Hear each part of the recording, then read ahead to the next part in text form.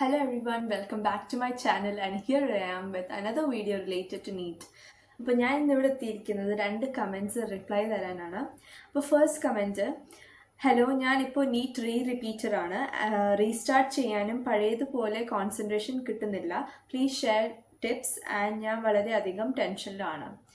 അപ്പം first of all ഞാൻ പറയുന്നത്, ടെൻഷൻ അടിക്കുന്നത് അത് എല്ലാവർക്കും ഒരു നോർമൽ കാര്യമാണ്. പക്ഷെ നമ്മൾ ഓവർ ടെൻസ്ഡ് ആവാൻ പാടില്ല, കാരണം ഇറ്റ് വിൽ എഫക്റ്റ് ഡിഫറെൻ്റ്ലി. അപ്പോൾ എനിക്കും പേഴ്സണലി ടെൻഷനൊക്കെ ഉണ്ടായിരുന്നു. എനിക്ക് തലവേദന രീതിയിലായിരുന്നു വന്നുകൊണ്ടിരുന്നത്. അപ്പം എനിക്ക് നല്ല ടെൻസ്ഡ് ആയ സമയത്തൊക്കെ നല്ല ഹെഡേക്കൊക്കെ വരുമായിരുന്നു. അപ്പോൾ ഞാൻ ചെയ്തതെന്ന് വെച്ചാൽ, ഞാൻ ആ സമയത്ത് പിന്നെ ബുക്കൊക്കെ അടച്ചു വെച്ചിട്ട് ഞാൻ പോയി കിടക്കും. ചിലപ്പോൾ രാത്രിയൊക്കെ ഞാൻ നേരത്തെ കിടന്നുറങ്ങും. കാരണം നമ്മൾ ടെൻസ്ഡായിട്ട് നമ്മൾ പഠിച്ചാൽ നമ്മുടെ മൈൻഡിലൊന്നും കയറാൻ പോകുന്നില്ല. അത് ഒരു ഫാക്റ്റാണ്. നമ്മൾ എത്ര ടെൻസ്ഡായിട്ട് നമ്മൾ എത്ര പഠിച്ചു എന്ന് വെച്ചാൽ നമുക്കൊന്നും നേടാൻ പറ്റത്തില്ല. സോ നമ്മൾ ടെൻഷൻ കുറയ്ക്കാൻ ചിലപ്പോൾ ഞാൻ രാവിലെ നേരത്തെയൊക്കെ എണീക്കുന്ന സമയത്തൊക്കെ ഞാൻ എക്സസൈസ് ചെയ്യുമായിരുന്നു. കുറച്ച് എക്സസൈസ് ചെയ്ത്, അല്ലെങ്കിൽ പിന്നെ ഒന്ന് breathe in breathe out exercise ഒക്കെ ചെയ്യുമായിരുന്നു. ഒന്ന് മെഡിറ്റേഷൻ ചെയ്യുമായിരുന്നു. അപ്പം അതൊക്കെ ചെയ്യുമ്പം കുറച്ച് റിലാക്സേഷൻ കിട്ടും. പിന്നെ ഉറക്കം തന്നെ നമ്മൾ കറക്റ്റ് ഒരു സ്ലീപ്പ് അവർ മെയിൻറ്റെയിൻ ചെയ്താൽ നമുക്ക് ടെൻഷൻ ഒരു പരിധിവരെ കുറയ്ക്കാൻ പറ്റും. അപ്പം അതൊക്കെയാണ് ഞാൻ ചെയ്തുകൊണ്ടിരുന്നത്. പിന്നെ നമ്മൾ ചിലപ്പോൾ ഞാൻ പഠിച്ചുകൊണ്ടിരിക്കുമ്പോൾ ഇടയ്ക്ക് ബ്രേക്സ് എടുക്കുമായിരുന്നു. നമ്മളിപ്പം കുറച്ച് പഠിച്ച് ഓവർലോഡായി പിന്നെ നമ്മൾ പഠിക്കുമ്പോൾ എനിക്ക് തലവേദന എടുക്കുമായിരുന്നു. അപ്പോൾ ഞാൻ ആ സമയത്ത് ഒരു 10 minutes break or 5 minutes break എടുക്കുമായിരുന്നു. ലൈക്ക് ബെഡിൽ പോയി ഒന്നും കിടക്കേണ്ട ആവശ്യമില്ല. നമ്മൾ ഇരിക്കുന്ന ആ ടേബിളും ചെയറിൽ തന്നെ ഒന്ന് ലൈ ഡൗൺ ചെയ്യുക. കാരണം ബെഡിൽ കിടന്ന പിന്നെ ഈ സമയത്ത് എണീക്കരുത് പേടിച്ചിട്ട് ഞാൻ ചെയറിൽ തന്നെ കിടന്നുറങ്ങും. അപ്പോൾ 10 മിനിറ്റ്സ് ആകുമ്പോഴത്തേക്കും നമ്മൾ അലാം വെച്ചാൽ മതി. എന്നിട്ട് ഓഫാക്കി അപ്പോൾ ഒന്ന് ഫ്രഷൻ അപ്പ് ആവും. അപ്പോൾ അതൊക്കെ നമുക്കൊന്ന് ഒരു ഹെഡേക്കിനോ ടെൻഷനൊക്കെ കുറച്ച് റിലീഫ് തരാറുണ്ടായിരുന്നു എനിക്ക്. അപ്പം ഞാൻ അതൊക്കെയായിരുന്നു ചെയ്തുകൊണ്ടിരുന്നത് എൻ്റെ ടെൻഷനൊക്കെ കുറയ്ക്കാൻ. പിന്നെ ഞാൻ ചിലപ്പോൾ എൻ്റെ റൂംമേറ്റ്സിനോടോ വേറെ ഫ്രണ്ട്സിനോടോ ഒക്കെ സംസാരിക്കുമായിരുന്നു. അപ്പം അവരൊക്കെ ഫ്രീ ആവുന്ന സമയത്ത് അവരും ഫ്രീ ആണ്, ഞാനും ഫ്രീ ആണെങ്കിൽ ഞാൻ ഒന്ന് പോയി സംസാരിക്കുമായിരുന്നു. ഒരു 5 to 10 മിനിറ്റ്സ്. അത് നമുക്കൊന്ന് കുറച്ച് റിലീഫാകും. കാരണം നമ്മുടെ അതേ ടെൻഷനൊക്കെ അനുഭവിക്കുന്ന ഒരാളോട് നമ്മൾ സംസാരിക്കുമ്പോൾ നമുക്കതൊരു റിലേഷൻ കിട്ടും. പിന്നെ നമുക്ക് കുറച്ച് റിലീഫും കിട്ടാറുണ്ട്. അപ്പം ഞാൻ ഈ വഴികളൊക്കെ യൂസ് ചെയ്ത ടെൻഷൻ കുറയ്ക്കാൻ. പിന്നെ കോൺസെൻട്രേഷൻ കിട്ടാൻ വേണ്ടി ഒന്നെങ്കിൽ നമുക്ക് മെഡിറ്റേഷൻ ചെയ്യാം, അല്ലെങ്കിൽ നമ്മൾ പ്രേ ചെയ്താൽ മതി. ഞാനാണെങ്കിൽ എനിക്ക് ചിലപ്പോൾ കോൺസെൻട്രേഷൻ കിട്ടാത്തപ്പോൾ ഞാനാണെങ്കിൽ ഒരു 5 to 10 മിനിറ്റ്സ് ഒന്ന് ഇരുന്നിട്ട് ഒന്ന് പ്രേ ചെയ്തിട്ട് ഒന്ന് റിലാക്സ്ഡ് ആയിട്ടാണ് പിന്നെ തുടങ്ങുന്നത്. അപ്പോൾ എനിക്ക് കുറച്ച് പഠിക്കാൻ പറ്റുമായിരുന്നു. പിന്നെ രാത്രി കിടക്കാൻ പോകുന്നതിന് മുമ്പേ ഞാൻ കിടക്കുമ്പോൾ പ്രാർത്ഥിച്ചിട്ട് കിടക്കാറുള്ളായിരുന്നു.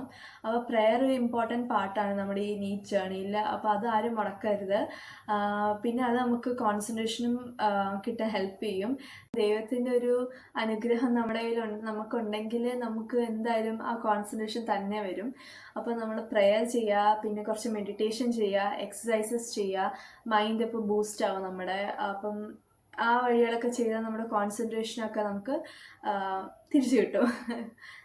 പിന്നെ അടുത്ത comment, how did you deal with physics, like tackle it?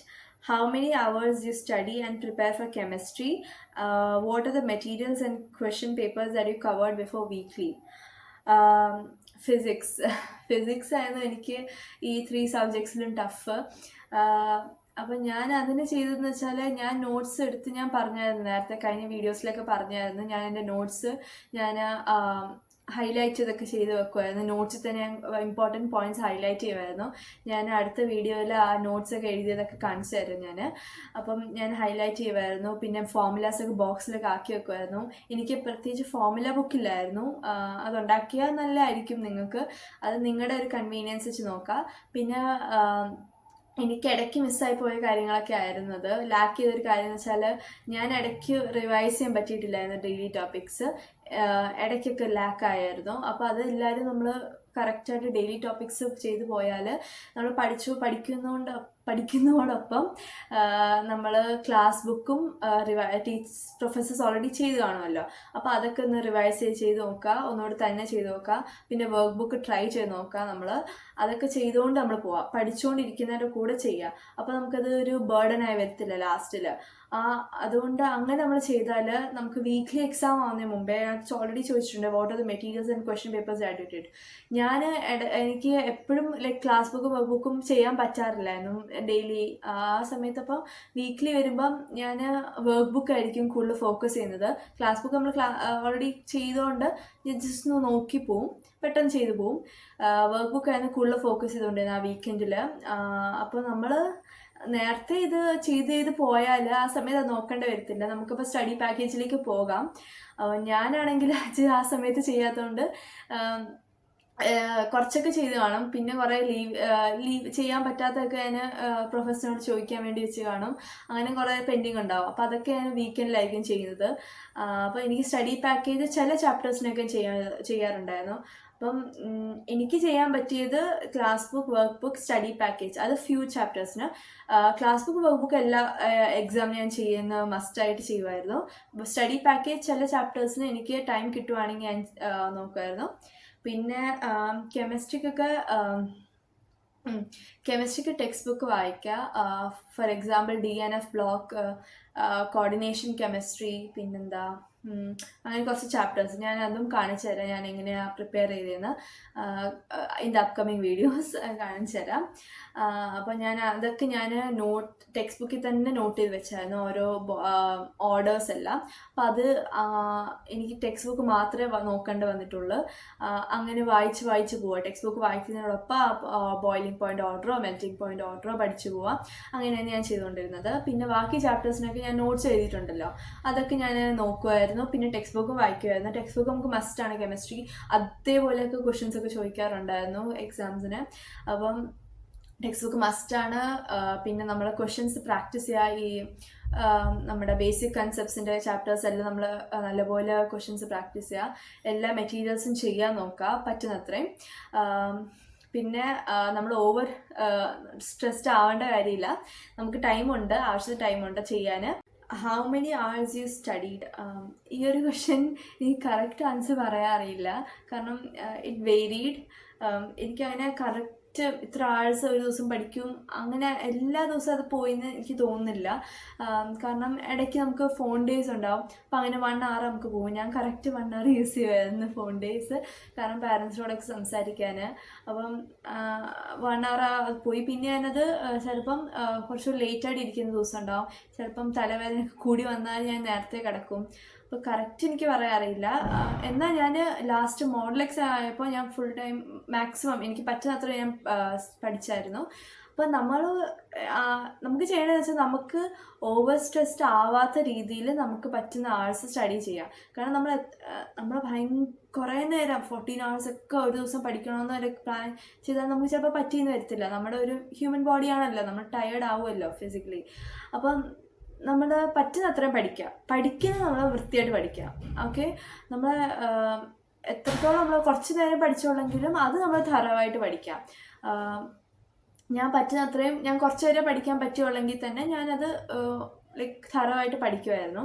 അപ്പം നമ്മൾ അങ്ങനെ ചെയ്യുക. അപ്പോൾ എനിക്കിതിന് കറക്റ്റ് ആൻസർ പറയാൻ അറിയില്ല കേട്ടോ, സോറി. അപ്പം തനിക്ക് പറ്റുന്ന അത്രയും താൻ പഠിക്കുക, ഓവർ സ്ട്രെസ് ആവാതെ. നമുക്ക് കപ്പാസിറ്റി ഉണ്ടാവുമല്ലോ എത്ര പറ്റുമെന്ന്, അത്ര വരെ പഠിക്കുക. പിന്നെ നമ്മൾ പോയി കിടന്നുറങ്ങുക. ആവശ്യത്തിന് റെസ്റ്റ് വേണം. കറക്റ്റ് സ്ലീപ്പ് hours മെയിൻറ്റെയിൻ ചെയ്യണം. എനിക്ക് ഇടയ്ക്ക് ലാക്ക് ചെയ്ത കാര്യമാണ്. അപ്പോൾ സ്ലീപ്പ് hours മെയിൻറ്റെയിൻ ചെയ്യണം. പിന്നെന്താ, മെഡിറ്റേറ്റ് ചെയ്യണം, ഇടയ്ക്ക് പ്രേ ചെയ്യണം, വെള്ളം കുടിക്കുക. ചിലപ്പം വെള്ളം കുടിക്കുന്ന ഒരു റിലാക്സേഷൻ തരും നമുക്ക്. ഒന്ന് ഭയങ്കര ടെൻസ്ഡ് ആയിരിക്കുമ്പോൾ നമ്മൾ ഡീഹൈഡ്രേറ്റഡ് ആയി പോകുമ്പോൾ നമുക്ക് ടയേർഡ് ആവും. കുറച്ച് നല്ലപോലെ വെള്ളം കുടിക്കുക. കുറച്ച് മാത്രമേ കുറേ വെള്ളം കുടിക്കുക. പിന്നെ ഹാപ്പി ആയിരിക്കാം. ടെൻഷൻ കൂടുമ്പോൾ ആരോടെങ്കിലും സംസാരിക്കുക. വാർഡന്മാരുണ്ടാവും, ക്ലാസ് ടീച്ചർ ഉണ്ടാവും, കോർഡിനേറ്റേഴ്സ് ഉണ്ട്, പിന്നെ നമ്മുടെ റൂംമേറ്റ്സോ അല്ലെങ്കിൽ ഫ്രണ്ട്സോ ഉണ്ടാവും. അവർ ഫ്രീ ആവുമ്പം നമ്മളും ഫ്രീ ആയിരിക്കുവാണെങ്കിൽ നമുക്ക് ആ സമയത്ത് സംസാരിക്കുക കുറച്ച് നേരം. അപ്പം ഇതൊക്കെ ചെയ്യാം. സോ എന്തെങ്കിലും വേറെ ക്വസ്റ്റ്യൻസ് എന്തെങ്കിലും ഉണ്ടെങ്കിൽ കമൻറ്റിൽ അറിയിക്കുക. Please like, share, subscribe our channel, and hope you found this informative. Thank you, and see you in the upcoming videos.